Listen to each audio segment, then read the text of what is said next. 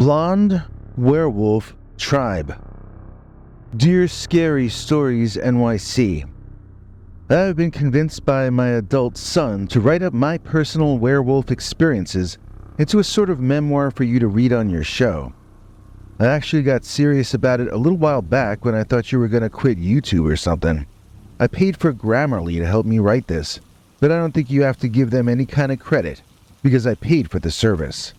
There were some places where the way they phrased things was too highfalutin for my taste, so I put it back the way I would have said it. Feel free to fix whatever is broken in it, as long as you can please leave the main details in the way I put them. I'll tell you right up front that I changed some of the information myself in order to keep from shining a light on any of the people from this story who are still alive. It did happen 50 or more years ago, but we were all young people and more than half of us are still alive today. A very few continue to live off the land into their 60s and 70s, but most of us have found a way to live a dual life as both human and werewolf. A handful of us, like myself, have been lucky enough to remain completely human and to raise our own families. But I was in and out before I was 30, and I never actually took the plunge to become a werewolf, so I wasn't as scarred by that period as some of us were. I think I need to stop talking in generalities and just start at the beginning. I can't remember the exact date all these years later, but I remember I was hanging around my father's gas station. I should mention that I'm female because I know that nobody would be able to suss that out from your voice, since you're obviously not. I guess I was 15. Or no, wait, I would have been almost 15.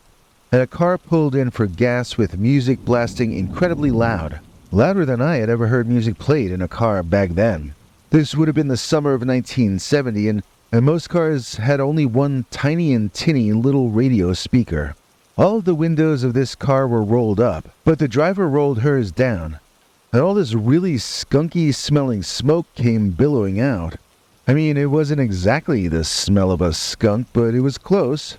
As the smoke cleared, I could see that the entire car was filled with girls, all a year or two older than me, up to maybe their mid-20s max. There had to have been 10 of them inside that one car, almost all of them blonde, and all of them sitting on each other's laps and singing off-key with the music. Now, normally my dad and my brother, who ran the gas station together, hated loud music. Anyone who played music too loud was a hippie in their minds, and they felt all hippies should be rounded up, drafted, and sent over to Vietnam. They didn't seem to think these girls should be kicked out of the country, though. In fact, they didn't even ask them to lower the music any. That took note of these girls' power over the male members of my family, and I immediately wanted to be their friend. I looked into the car windows wide-eyed, and I started asking them questions about their clothes and their makeup. One of them asked me if I wanted to learn how to do my own makeup, and I looked at my dad with pleading eyes, hoping he'd grant me permission.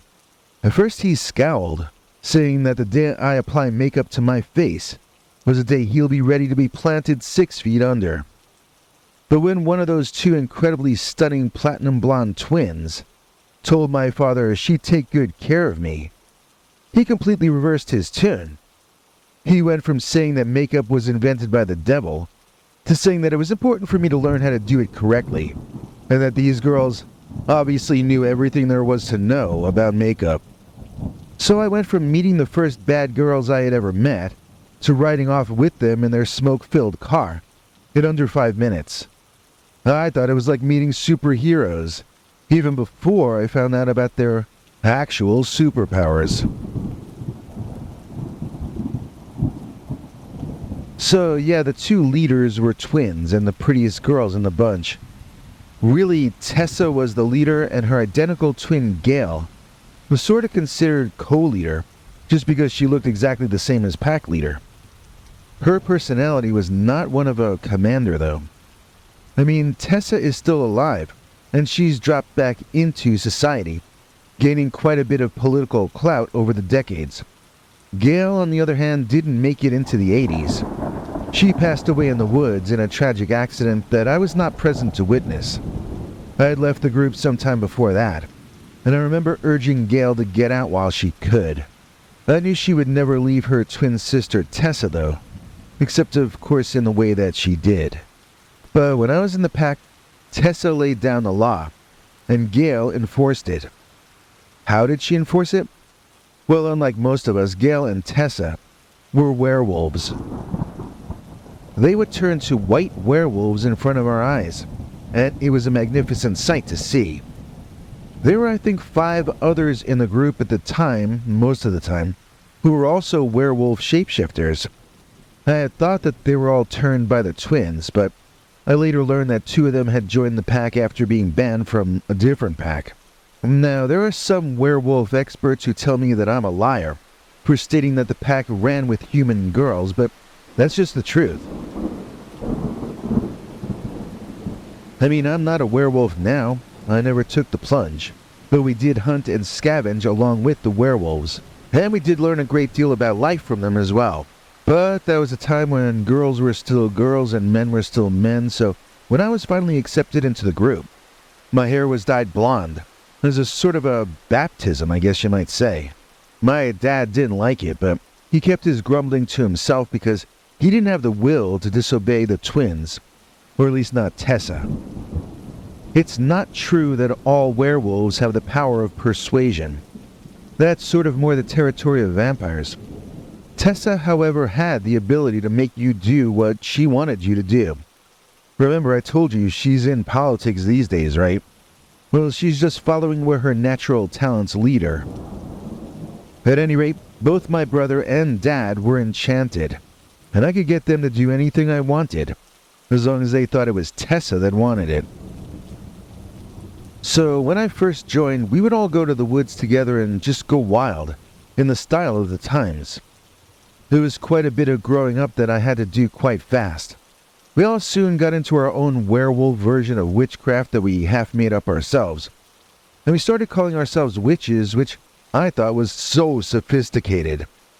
We would have bonfires and ceremonies, and we tried to conjure spirits, but mostly we drank the spirits, as I remember it. We saw ourselves as dangerous, and possibly evil. But we never actually hurt anybody, and the animals we took were only for food, never for sacrifices or anything like that. So I think in retrospect we were actually fairly benign for a cult of weird girls who would go on wild night hunts, with literal werewolves leading the charge. Some nights the werewolves would howl, and we would all be encouraged to sing along with them. We called it singing, but we meant howling. We tried to follow the lead of Tessa, and she had the most mournfully sad way of singing. It was always very moving to hear her. When the pack would transform for the hunt, they all got this look in their eyes that I've almost never seen in human eyes in my life. They were ecstatic, and excited, and angry and happy and deliriously so in each case. They had looks on their faces like mad scientists get in movies when they just discovered the secret of life. They got looks in their eyes like some movie superhero or supervillain feeling their powers for the first time. And every transformation was just as exhilarating to watch as any other.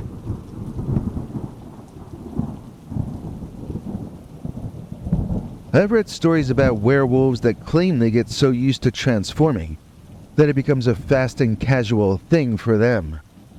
Well, it never did for my girls. They would scream just as loud each time it happened. And they would sound so surprised each time too, as if they had never felt anything like this before.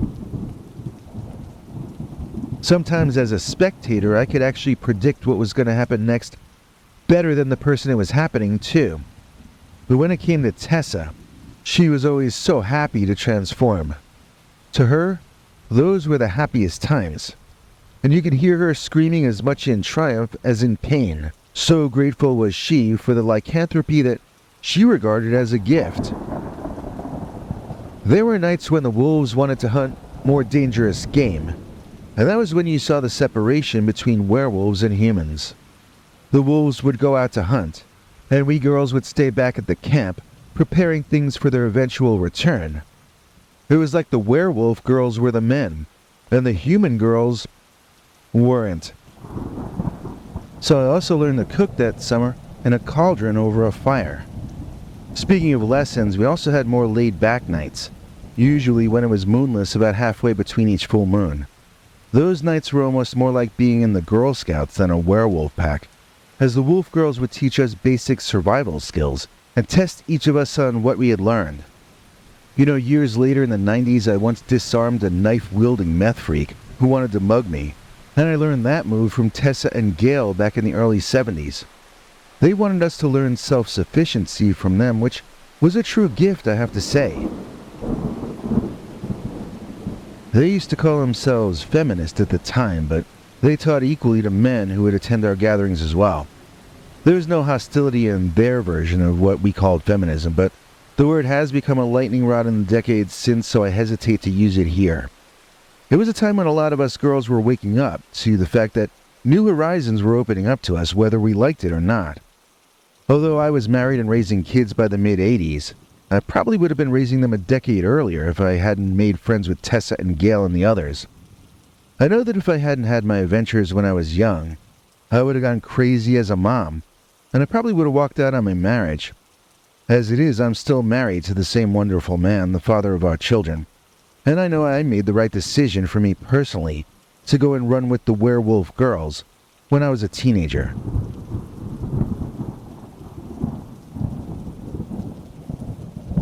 I'm praying that one of my now grown kids has children of their own, because I want to tell them stories of how Grandma used to run naked with a pack of feral girl werewolves. Either they'd think I was the best grandma ever, or else their parents would force me to chip in for the psychiatric treatment, but no matter the outcome, it would be something to scratch off my bucket list. I am telling this story now as a woman old enough to have grandchildren, even if I don't yet. But I should probably emphasize again that all of this happened as I was still becoming an adult. I grew up with that pack, joining them as a girl and leaving as a fully grown woman. My memories of running wild with the she-wolves are the equivalent of other people's memories of high school and college. This was how I came of age.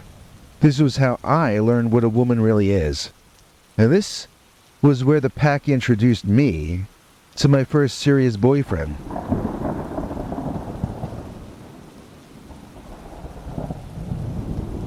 It was when the twins decided that I was an adult that they began their matchmaking machinations. This young man was a friend of one of the girls in the pack, and she just thought that the two of us would get along. She passed this info on to Gail, who told Tessa, and the next thing you knew, that boy and I were side by side at the next witchcraft bonfire. I had never even kissed a boy before, but with the entire pack encouraging both of us, we found it surprisingly easy to become close. Natural. That's the word we overused in that era. It felt perfectly natural to go from just meeting to extremely close, because it was what everyone expected us to do, so it was only natural. This boy actually went on to become a werewolf, though, which is not a path I wanted to walk, and not a path that Tessa thought would be good for me either. She told me one time that if everyone was cut out to be a werewolf priestess like her, then there would be no more moms and dads for the human race. Everyone would be out in the woods hunting and scavenging, and the human infrastructure would collapse. She always told me that eventually I would leave the pack, but I would leave with a deep inner understanding of what was natural and what wasn't. There's that word again. Her prediction turned out to be true, but sadly I think my departure was sped up by changes to the pack that felt awful to me. That boyfriend of mine becoming a werewolf changed the dynamic.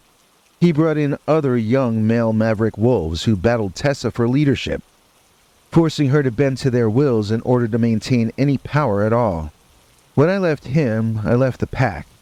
I would have felt bad about leaving Gail and Tessa in that moment when they were struggling to maintain control, but both of them urged me to go while I could. They told me that the men were already discussing turning all the girls into werewolves, and banning anyone from leaving to go on their own unless banished.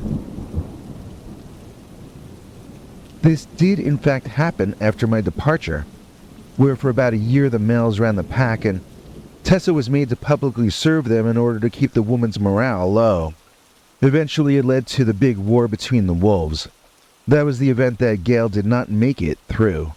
She gave her life to wrest control of the pack back from their rivals, but there was so much loss on both sides after that fight that the pack dissolved, with some few going off to live off the land in the woods, but most returning to human society, keeping their werewolf personae secret and going undercover. Tessa, as I said before, is quite a powerful person now, but I can't get into any more detail about that without putting us all at risk. A young woman that my son is dating recently lectured me about feminism as though I were not also a woman like she is, and as though the word were invented in her generation. When she described to me how much better the world would be without men in it, I started informing her that I once lived in a female-controlled tribal society, and she didn't even slow down her lecture. She knew better than people who learn from life. After all, she learned from government-influenced media. At some point, like all humans, she had to take a breath, so I inserted a little story about my old friend Tessa, and how she would go insane before chasing an animal that she had decided was her prey. Her eyes would open so widely that this beautiful woman started looking like a monster, even before her transformation had begun. She would open her mouth wider than I'd ever seen anyone do it, and all of her teeth were on display as they grew and mutated into the teeth of a feral carnivorous canine that walked like a woman. My son's girlfriend asked me why I was telling her that. I answered that if you're not going to allow men in your society, then you will need women like Tessa.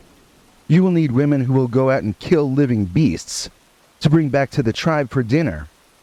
You can say that men are beasts, but your tribe is going to need beasts in it to survive in the real world. If you're going to disallow men, then you better learn how to do what they do without their help. She started to tell me that she refuses to eat meat, and I told her, you can't pick lattes off a bush, and that quiche doesn't grow on trees. She called me various things that I don't think were actual words. Maybe they were internet words.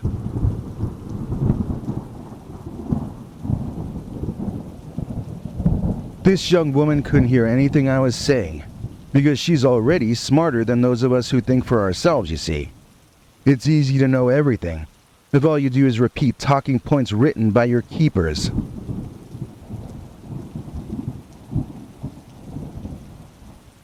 Even Tessa, who loved only women, never banned men from her pack. Some might say she lived to regret that, but she knew it would be wrong to do. It would be unnatural.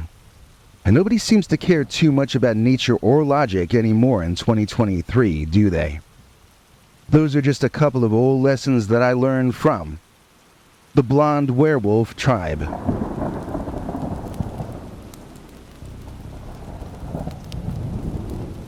Godzilla Tim bought me some coffee. I like mine sweeter than English toffee. Thanks to Big G, food's back on my plan. I eat from the donations of this kind man. Please join me in thanking Godzilla Tim in the UK for making this episode possible. He donated to us directly using our paypal.me/PeterBernard209 page, which is the way to get me cash most quickly. You can also do it through YouTube, and that's great as well. But PayPal sends me the money in seconds, not next month. It's awesome either way because I will still need to eat next month, at least I hope I still will need to. If you want to be as important a figure as the great and magnificent Godzilla Tim Walker, then you might want to listen to what this next little talking dogman guy has to say. Hank? Thanks, Biggie. And thanks to all of you for watching this far. If you liked it, please click like. If you'd like to see more of our work, please subscribe. And also click that bell icon if you'd like to be notified when we put out a new episode. To become an executive producer, you can donate to us through the thanks button under each of our videos or through our paypal.me/PeterBernard209 page. To receive cool perks like secret uncensored Dogman episodes far too wild to ever run on this channel, you can become a YouTube channel member by clicking the join button. Or join our PayPal subscribers club at peterbernard.com. Joining either at the $3 a month level or above gets you access to our over 25 hours of secret uncensored Dogman stories available nowhere else. Do you have a scary story about Dogman or some other kind of high strangeness that happened to you? Let us know by emailing us at scarystoriesnyc@gmail.com or by leaving us a voicemail message at 804-LA-SCARY. You may need to call back on that when it cuts off after I think 3 minutes. And if you don't want to do any of that stuff, thank you for simply watching to the end. Good night, and have a scary tomorrow.